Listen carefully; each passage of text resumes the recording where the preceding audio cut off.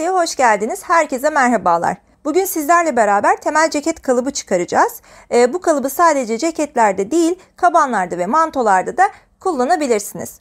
Çalışmamıza başlamadan önce ayrıca bilmeliyiz ki ceket kalıbını çıkarabilmemiz için öncelikle temel beden kalıbı, temel elbise kalıbı gibi aşamaları geçmiş olmamız gerekiyor. Eğer o aşamaları geçmediyseniz, o aşamalarla ilgili çalışmalar yapmadıysanız ceket kalıbı sizin için havada kalacaktır. O nedenle belli aşamaları geçmeden bu videoyu izlemenizi tavsiye etmem. Çünkü bazı noktalarda kafanız karışabilir. Zaten ben bu çalışmada o aşamaları geçmiş olduğunuzu farz ederek anlatımı sürdüreceğim. Başlangıç olarak beden kalıbımızda olduğu gibi ölçülerimizi alıyoruz. Ölçülerimize bolluk payımızı ekliyoruz ve bu ölçülere uygun olarak temel bedenimizin dikdörtgenini oluşturuyoruz. Yan dikiş için 2,5 milimlik kaymamızı yapıyoruz. Kol altı noktalarımızı belirliyoruz ve düz çıkışlarımızı yapıyoruz. Arka ortaya geliyoruz. Aynı temel bedende olduğu gibi arka yakamızı oturtuyoruz. Arkadaşlar buralarda ayrıntı vermiyorum çünkü temel beden kalıbında ne yaptıysak burada da aynı şekilde ilerliyoruz. Hiçbir farklılık yok. Ön ortamıza geliyoruz. Ön yakamızı da oturtuyoruz. Sonrasında pensimizi yerleştireceğimiz çıkışımızı yapıyoruz. Ve işte burada ceket kalıbımızla ilgili ilk farklı uygulama yapacağımız yere geldik. Biliyorsunuz çıkış yaptığımız noktadan aşağıya dik bir çizgi atıyorduk ve düz cetvelimizin sıfır noktasını yakamızın uç kısmına dayayarak göğüs yüksekliği ölçümüzü bu çizgi üzerinde buluyorduk. Burada da yine aynı şekilde hareket ediyoruz fakat küçük bir farkla. Bu sefer göğüs yüksekliğimizi birebir kullanmıyoruz. Artı 1 ya da artı 2 kadarlık küçük bir pay ekliyoruz. Ve çizgi üzerinde o ölçüyü işaretliyoruz. Yani dikinen çizgiyi yaka ucumuzdan gelerek kesen ölçümüz göğüs yüksekliği artı pay kadar oluyor. Ben burada göğüs yüksekliğimi artı 1 ekledim. Yani 21 artı 1. 22 santimlik göğüs yüksekliği kullandım. Bu payın nedeni ceketin bir dış giyim çalışması olması. Elbise, bluz, kazak gibi kıyafetlerimizin üzerine giyeceğimiz için burada rahatlama olması, kasma yapmaması adına küçük bir ekleme yapıyoruz. Eklemede kullanacağınız payın miktarı kumaşınızın kalınlığına ve yapacağınız ceket, kaban ya da mantonun kullanılış biçimine göre değişecektir. Fakat payı çok fazla vermeyin, 1-2 santim arasında oynar. Şöyle düşünün, sıcak bir yerde yaşıyorsunuz ve ceketlerinizin içine genel olarak bluz, body gibi ince kıyafetler giyiyorsunuz. O zaman 1 santimlik, yarım santimlik ekleme yaparsınız. Hatta kumaşa ya da modele göre göğüs yüksekliği ölçüsünü birebir bile çalışabilirsiniz. Tamamıyla modele göre, kumaşa göre değişecektir. Bunun yanında belki kalın giyinmeyi seven birisiniz ve ceketinizi kazaklarla kullanıyorsunuz. O zaman da ekleyeceğiniz payı artı 2, artı 2,5 santime kadar çıkarabilirsiniz. Evet, ben 21 artı 1 santim yani 22 santimden göğüs yüksekliği ölçümü işaretledim. Geliyoruz pens genişliğimize. Burada ben 6 santimden pens genişliği verdim.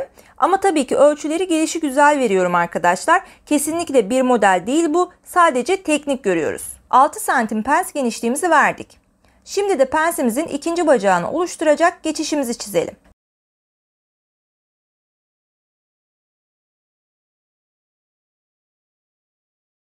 Pensimizi yerleştirdikten sonra kol altı çıkışına geliyoruz. Yine temel beden kalıbındaki gibi çizgimizi 3'e bölüyoruz.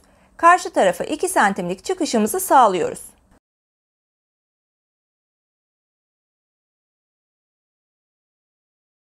Sonrasında ön omuz hattına oturtacağımız çizgimizi atıyoruz. Bunlar hep temel beden ayrıntıları biliyorsunuz. Pensimizin bacak boylarını eşitliyoruz. Ön omzumuzun pens sonrası devam geçişini veriyoruz. Arka omuz geçişimizi veriyoruz. Daha sonra da küçük bir es veriyoruz ve ceket kalıbımızda temel bedenden farklı çalışacağımız ikinci bir nokta olan omuz genişliği ölçümüze geliyoruz. Biliyorsunuz temel beden kalıbında standartta tam omuz ölçüsüyle çalışıyorduk. Yani omzumuz 39 santim ise 39 santim, 40 santim ise 40 santim çalışıyorduk. Fakat ceket kalıplarında yine dış giyim olduğu için omuz ölçümüze 1 santim daha ekliyoruz. Tüm omuz ölçümüz 39 santim ise ceket kalıbında omuz ölçümüzü 40 santim çalışıyoruz. 40 santim ise 41 santim çalışıyoruz. Tabii ki bu da modele göre değişebilir.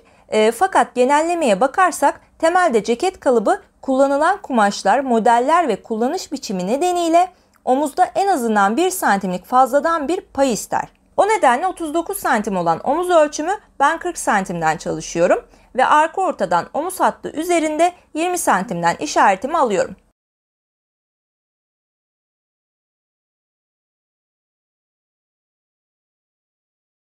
Arka omzumuzu belirledik. Şimdi de aynı ölçüyü alıp ön bedenimize yerleştiriyoruz.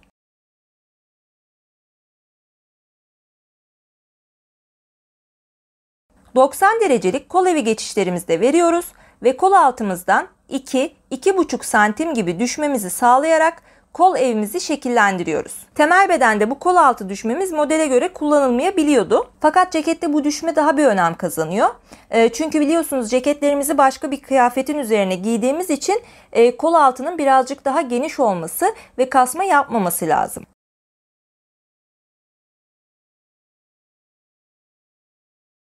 Kol evimizi de yerleştirdikten sonra bedenimizin alt kısmına geliyoruz ve temel beden kurallarına paralel olarak penslerimizi ve yan dikişlerimizi oturtuyoruz.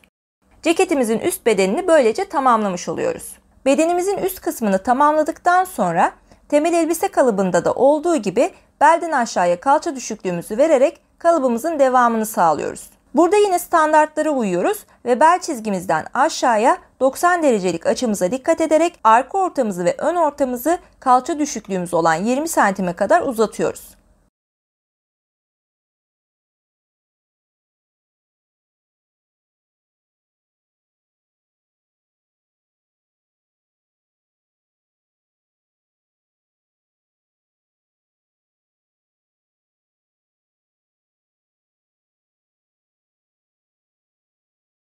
İki noktayı düz cetvelimizle birleştirerek kalça düşüklüğümüzün geçtiği hattı netliyoruz. Sonra da 2,5 milim arka ortaya doğru kaydırdığımız orta çizgimizi uzatarak kalça hattımızın pens geçişlerini sağlıyoruz.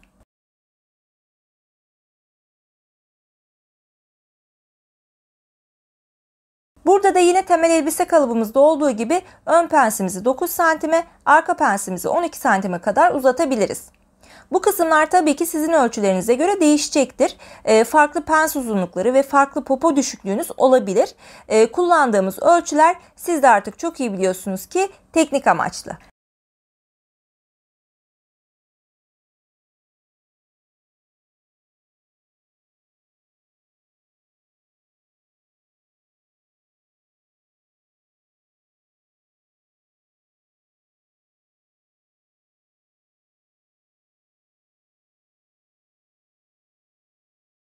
Evet, geldik 3. farklılığımıza. Burada popomuzun yan geçişlerini kalça hattımıza göre şekillendirmiyoruz. Onun yerine ön orta ve arka ortamızı popo hattımızdan aşağıya 5 santim, 6 santim, 10 santim gibi artık burada boyumuzu ne kadar uzatmak istiyorsak o kadarlık bir pay daha vererek ceketimizi popo geçişimize uygun bir şekilde uzatıyoruz. Ben burada 8 santim kullandım.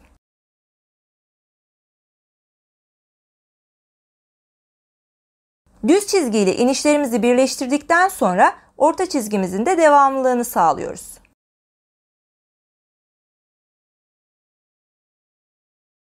Ve artık geliyoruz popomuzun yan hatlarını oluşturmaya. Bunun için ilk olarak kalça ölçümüzün 1/4'ini yine temel bedene paralel, ön bedende de arka bedende de işaretliyoruz. Fakat burada popomuzun 1/4 ölçüsünü kalça hattımıza değil 8 santimi uzattığımız hatta yerleştiriyoruz.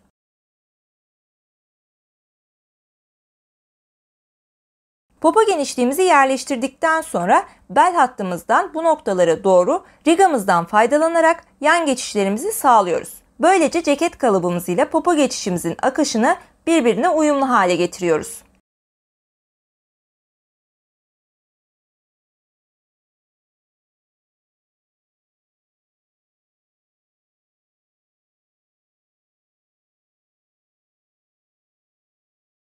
Son olarak ceketlerin ön kısmında göğüs kaldırma payından, karın kaldırma payından, teladan, ilikten kaynaklı toplamalar oluşabiliyor.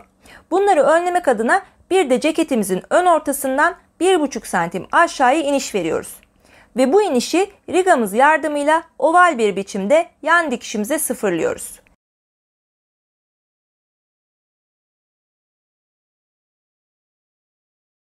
Bu şekilde ön ortada toplamalardan kaynaklanabilecek sıkıntıları da önlemiş oluyoruz.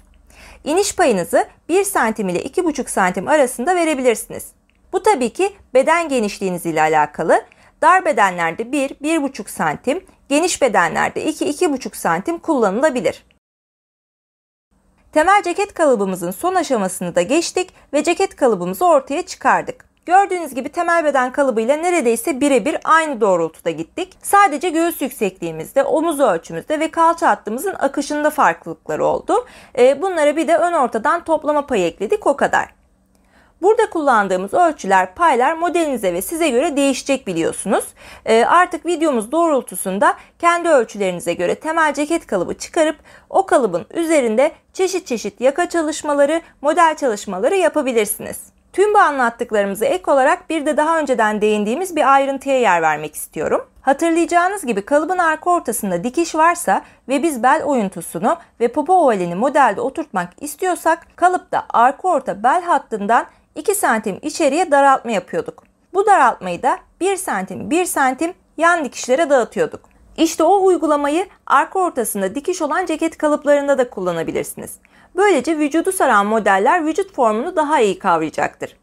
Bu konuyla ilgili ayrıntılı anlatımımız bustier kalıbı videomuzda da mevcut.